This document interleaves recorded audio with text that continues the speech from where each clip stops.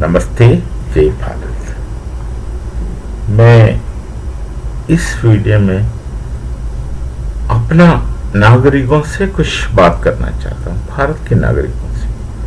कोई नई बात नहीं, कोई नई बात नहीं कर रहा हूँ, पर जो चीज आप पहले से जानते हैं, पर एक फर्क है।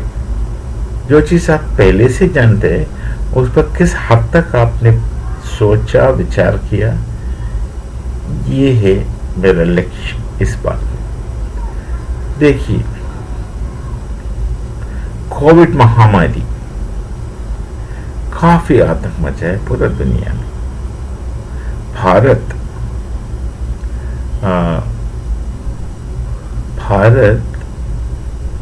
बहुत जनसंख्या वाली देश है। अपने देश में बहुत लोग रहते हैं, करोड़ों जनसंख्या आपको पता है, और आबादी थिकली पॉपुलेटेड है, और भारतीय नागरिक विश्व का हर जगह पे रहता है, आते जाते रहता है। तो कोविड का महामारी फैलना आम बात है भारत में, होगा तो होगा।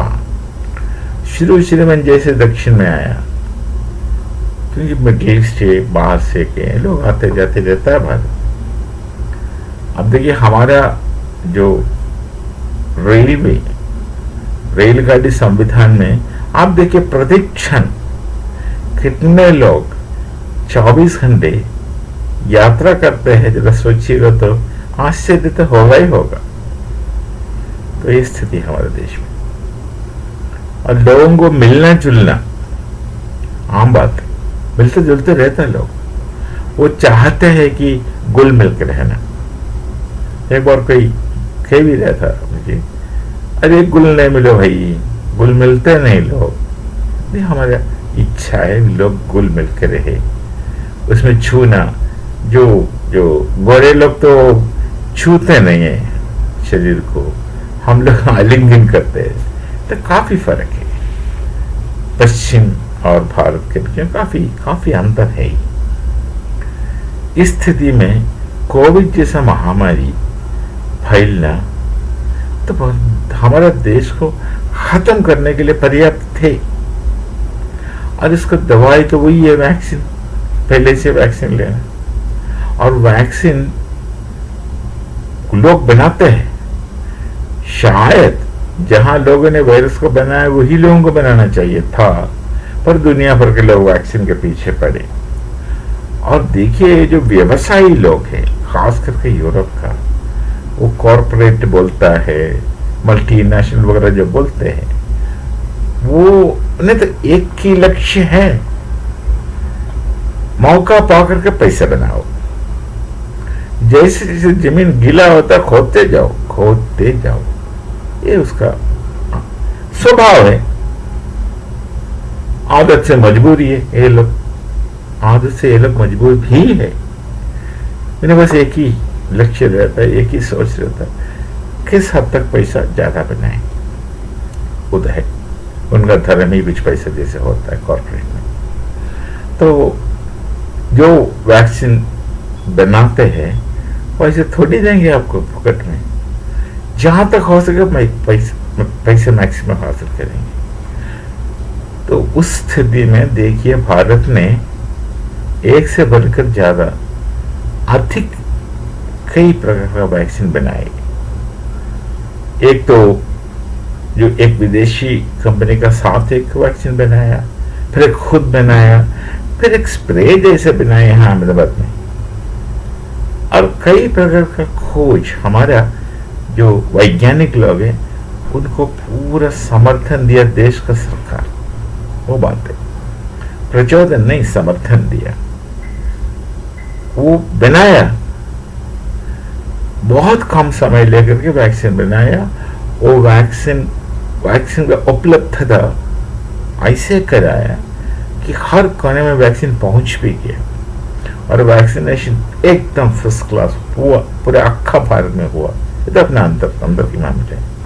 और इस दुनिया में कई गरीब देश है, अफ्रीका में है, कई जगह है, ये मालदीव है जो अकड़ता था बीच में, वहां है, और श्रीलंका हुआ, बहुत बहुत जगह। और नेपाल भूटान तो अपना भाई तो है, तो उनको तो छोड़िए, वो अपना ही तो है। देश अलग है लेकिन लोग अपने। कई प्रकार कई लोगों को कई देश में हमने मुफ्त वैक्सीन दिया, पहुंचाया, वो पहुंचाया, क्योंकि जान का रक्षा करना हमारा धर्म में होता। ये हुआ। यदि उस समय सरकार पॉलिटिक्स ही करते गए तो हमारा स्थिति क्या होगा, जरा सोचिए मेरा देशवासियों। अब क्या हुआ सब आपका सामने है, थोड़ा सोचे, थोड़ा बहुत आप सोचेगा तो समझ में आएगा कि इतना भयंकर काम किया कोविड स्थिति में। हर चीज को संभाला, हर चीज को संभाला। तो किसका क्षमता है? देश का, सरकार का, एक बात है। और कई प्रकार देखिए, अभी तो आखिर के जो ऑपरेशन सिंदूर हुआ, उसमें क्या हुआ कोई किसी को कुछ पता नहीं। जंग लड़ाई चल रहा, यहां हमारे देश में कोई फर्क ही नहीं पड़ा। आम जनता का कोई फर्क पड़ा नहीं है, कोई प्रकार का, किसी प्रकार का फर्क नहीं पड़ा। जब कोविड हुआ, लोग जाते आते तो थे ही थे, कुछ नहीं रुका देश में, कुछ चीज नहीं रुका, जाते थे। हाँ, एक समय से तो हमने तो कई बार यात्रा किया, हवाई जहाज में वो कपड़ा पहनाता था, पूरा मास्क देते थे और सैनिटाइजर देता था। इस सुविधा हुआ था उस समय। हवाई जहाज में कई बार मुझे वो पूरा कपड़ा पहन के जाना पड़ा। और कई एयरलाइंस में सिर्फ बीच वाले को दिया, 3 सीट जहां होता है ना इकोनॉमिक क्लास में, तो बीच वाले को दिया। कई एयरलाइंस में सबको दिया, पर सबका सर पर वो पूरा शील्ड था, उसका अंदर मास्क था, और सैनिटाइजर तो है देखा रखा हर जगह। और ऐसे बैठते थे, कई चीज को नहीं छूते, साइड में नहीं छूते, कुछ नहीं करता था, पूरा सुरक्षित। और जैसे उतरा जहाज से बाहर निकला, एग्जिट में जगह है, सारी चीज खोल के वहां डाल देता, उसको फिर वो जला देते थे। तो और सुरक्षा इतना था, संविधान था, पर कोई चीज रुका नहीं अपना देश में। लोग जाते थे, आते थे, हर चीज, शादी भी होते थे, कम संख्या में मेहमान, पर होते थे, तो कोई चीज रुका नहीं कोविड में। और जो लड़ाई जंग होता, कुछ नहीं हुआ, कहीं ब्लैकआउट नहीं दिखा। मैं तो सरहद से ज्यादा दूर नहीं रहता हूं, गुजरात है, कच्छ ज्यादा दूर नहीं है, तो कहीं ब्लैकआउट नहीं हुआ, सायरन नहीं सुना भाई, कुछ नहीं हुआ, नॉर्मल लाइफ। पर वास्तव में यहां से मिसाइल के ऊपर मिसाइल गया, और तुर्की का जो बनाया हुआ ड्रोन्स, वो ड्रोन चलाने वाला तुर्की फौजी साथ पाकिस्तान में आए, करते गया।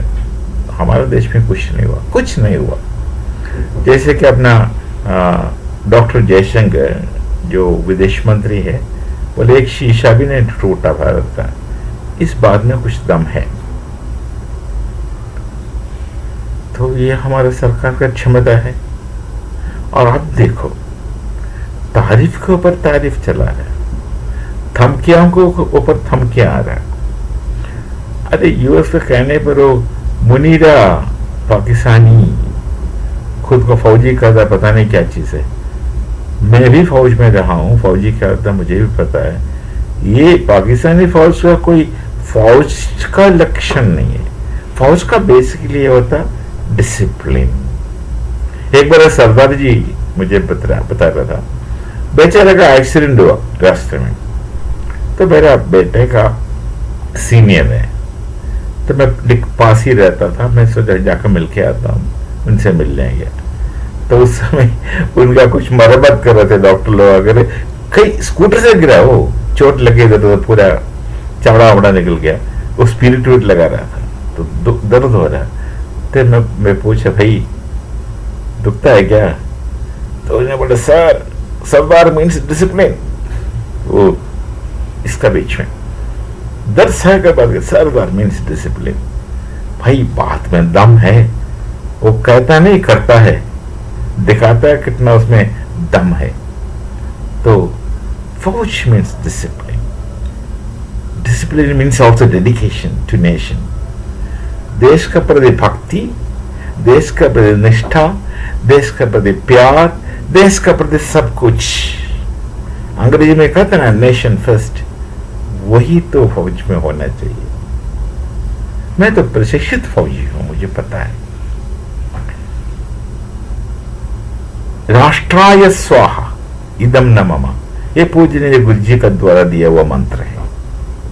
फौज के लिए फर्स्ट क्लास बैठता है, खुद नहीं देश है। यही तो अपना फौज का लक्षण है, भारतीय फौज का तो यही लक्षण है। आमतौर पर फौज में तो डिसिप्लिन होना ही चाहिए, होता ही। अरे पाकिस्तान फौज है क्या, मुझे पूरा संदेह है उसमें। और आतंकवादी में कोई फर्क नहीं नजर आ रहा मुझे। कोई फौज का लक्षण उनमें नहीं है। यदि फौज का लक्षण उनमें होता तो फौज के जो अधिकारी लोग, सीनियर लोग जो है, वो पैसा कमा के अपना नौकरी खत्म होते भाग क्यों जाता उनके देश से? अरे उन्हें विदेश प्यारा है, देशभक्ति क्या, उनका देश तो है ही नहीं। भारत से चोरी किया हुआ कुछ जमीन उनका पास, वो देश थोड़ी मिलता है। दोस्त बनने के लिए कुछ और चीज चाहिए जो उनका पल्ले नहीं पड़ता है, उनका सोच भी जगत के बाहर है। तो ये स्थिति है, ये स्थिति है पाकिस्तान का। अब जिस स्थिति में पाकिस्तान के अंदर हमारे फौज ने इतना आतंक मचाया, 11 से अधिक हवाई अड्डे का तबाही हुआ, उनके एयर डिफेंस को पूरा अंधा बना दिया, बहुत चीज किया, वहां तो आतंक मचा। आतंकवाद के कारण उनको ऊपर आतंक मचा फौज वाला। इससे हमें कोई फर्क नहीं पड़ा। देश, हमारे देश में कोई कुछ चलन नहीं हुआ। किसकी क्षमता है? देश का, सरकार का। ऐसे फिर तारीफ का चक्कर, हम खड़े हैं, हिला तो नहीं है, बात नहीं करते भारत, बिल्कुल बात नहीं करते। बड़े बड़े बात तो करना ही नहीं है, अपना काम करते रहता है। मूकम करोति वाचालम सिखाया गया गीता जी में। मौन जहां रहता मौन रहता है। हमें तो काफी कई मौनी बाबा का तो अनुभव है, कुछ कहते नहीं है, बस काम होते रहता है। ये सारी चीज इतना साल से, ये जो 10 साल के बीच की बात कर रहा हूँ, 10-11 साल की, जो भारत का जो अभी का जो सरकार है, उसमें आप ये अपना कलियुग अवतार का नाम भूल नहीं सकते, जो हमारा प्रधानमंत्री है, माननीय प्रधानमंत्री, उनका नेतृत्व में ये सब कुछ हुआ। देश में कितना, देश को कितना कवच के अंदर रखा उन्होंने। क्षमता उनका है, उनका क्षमता इसी में है, क्षमतावान लोगों को घटे के साथ लाया, वो टीम बनाया। टीम में प्रत्येक व्यक्ति का प्रत्येक क्षमता काबिल तारीफ है, उर्दू में कहेगा तो इतना सिचुएशन को ऐसे बाएं हाथ जैसे इसमें हैंडल किया। और वो देशवासी जो आम नागरिक है, मैं आप जैसे, हमें ऊपर कोई खास असर नहीं हुआ। इसके लिए पता नहीं हम लोग कितना आभारी है वो जो नेतृत्व का। मैं नाम लेना चाहता नहीं, लेकिन मजबूत से नाम लेना पड़ेगा मेरा प्रधानमंत्री का। क्षमता तो उन्हीं का है, जो लोगों को चुन चुन के लोग को ला करके देश के लिए समर्पित करता है। और वो क्षमता इनको मिला संघ से। वो तो कहने का जरूरत नहीं, वो तो सिस्टम है, सिस्टम है। तो हमारा देशवासी थोड़ा बहुत सोचना चाहिए कि ये अभी का जो सिस्टम, लोग बहुत कुछ करते हैं, उनमें आपको कई बुरी चीज भी नजर आते होंगे, पता नहीं, मुझे तो कुछ नहीं आता, कुछ दिखता नहीं, कुछ खराब चीज नहीं दिखता। हाँ, थोड़ा बहुत तो ये अपना फिलोसफी की तरफ देखता नहीं है, ये थोड़ा मुझे लगा, पर उसके लिए अलग कारण होंगे। पर जो उनको बुरी चीज दिखता है देखने दीजिए, कोई उल्टा सीधा कहता है कहने दीजिए, पर ये तो हमारा अनुभव है। इस अनुभव के ऊपर हमें ध्यान देना चाहिए और आभारी रहना ही रहना चाहिए इस समय का, मतलब ये जो नेतृत्व का और उनका टीम का, और सबके पीछे तो संघ है ही, तो है, कहने का जरूरत नहीं। तो जो हम लोग थोड़ा सोचिए, कुछ कहने से पहले, उल्टा सीधा सोचने से पहले, दोष निकालने से पहले जो पॉजिटिव चीज है उसे भी देखा कीजिए। तो हमारे देश को कितना बचाया, किस किस स्थिति, ये संकट का स्थिति बहुत आया, उसमें काफी बचाव किया, तो सुरक्षित लगा, हमें पता नहीं चला। इस देश में नागरिक को कुछ खास पता नहीं चला, कोई तकलीफ नहीं है। तो इसके लिए जितना भी आभारी आप रहेगा कम पड़ेगा, तो कृतज्ञ होना तो चाहिए।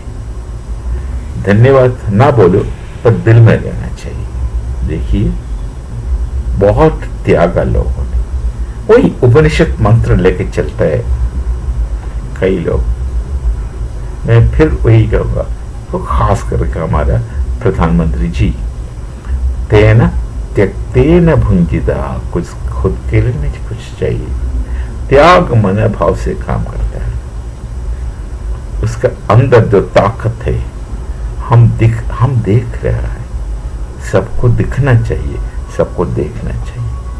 फिर मिलते हैं कुछ और चीज लेकर के, तब तक नमस्ते, जय भारत, जय श्री राम।